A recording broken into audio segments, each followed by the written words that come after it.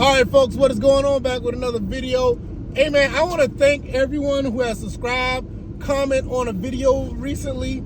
Anybody who has subscribed to the channel, gave me any type of support. I can't thank you guys enough. You guys are awesome. I really, really appreciate that. Really, you guys make this go. I cannot say that enough. I've always thought that without you guys, I wouldn't make this content. But let's go ahead and get into this. Some more Falcons news. Straight up, Mike Davis has been released. I kind of saw this coming. I really didn't want to speak on it too much. But once Tyler Algier was signed, well, when he was drafted, I knew what time it was. I mean, Mike Davis just underperformed. He just wasn't as good as we thought he could be. There was times where he had a really bad season. And I feel for the brother because he's a good dude. But, he just had a bad season. You got a younger running back that's coming in that's hungry. That dude's going to want to play. I know he is. I watched him when he played against my Georgia Southern Eagles when he was at BYU. And the guy looked like he didn't run too tough on us, but you could tell he was one of those guys that wanted the ball in his hand. So I can't wait to see what, Arthur Smith does with him in the offense. He looked like he also could catch out the backfield. So that's a good thing. That's awesome. Also, Chris Lindstrom got the 5th-year option. We're holding on to him for the 5th year, but not Kaleb McGary. McGary could kick rocks. I'm going to be honest with you. It's been too many times that he just has not lived up to that first-round pick that he was. Lindstrom has done a much better job at his position, and I like what Lindstrom has done. But McGary has just been falling off. Now, there's already been rumblings talking about, well, if they're going to go ahead and put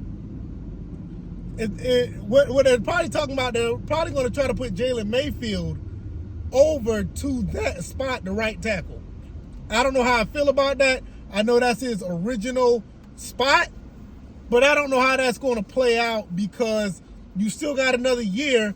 McGary's probably still going to play, and we'll see how that plays out. But with Schaefer being drafted as well, what if Schaefer gets in his original position at left guard and try Mayfield at the tackle position? So now you got something to think about where if that gives, wherever, Mariota or Ritter the best protection, you're probably looking at a situation where that might be the move and McGary just get released after the end of the season. Because like I said, they did not, they didn't extend him for that 5th year. So, now we're talking about a situation where McGary could be out on the odd man out, basically. He can be hit out the back door. So it's been pretty good so far. Last 4 or 5 days, we're making some more moves. We're weeding out some talent that we felt like wasn't as productive enough. We're moving in guys that look like they're going to play, and they're going to play pretty, significantly and efficiently. Everybody that was picked up in the draft looked like they could play right now. I already said that before, and look like that's coming to fruition because Tyler Algier looked like he might get that RB1 job. Don't get me wrong, I do like what Allison can bring to the table at times. Cordell Patterson is a jack of all trades. And you also have the kid that we got from the Bears. He's going to be playing with us as well, but he's going to be a change-up, a different type of style back. He's definitely going to be the one to come out the backfield. So if you're talking about somebody who could possibly be a bell cow, a guy that can do a little bit of everything and get the tough yards for you, if the offensive line sets up like we want it to be, like I said, if Mayfield can do better on the outside, bring Schaefer in his original spot as a rookie, and you still got Chris Lindstrom there, you may have some protection there because that one side of the line was just abysmal. It really was. So we'll see how that plays out, and we're going to, continue to follow this team because it's a really exciting time. I love what Terry Fontenot and Arthur Smith have done. I think they've done a pretty good job. I can't really complain. You know, some people they complain about the Anderson pick over Nakobe Dean, but, you know, that's another story for another day. We'll talk about that at another time. If you like this content, the like button, share this content, subscribe to the channel if you haven't already. Thank you guys for everybody who's been subscribing to the channel, supporting. I really, really appreciate it. And like I said, you guys make this go.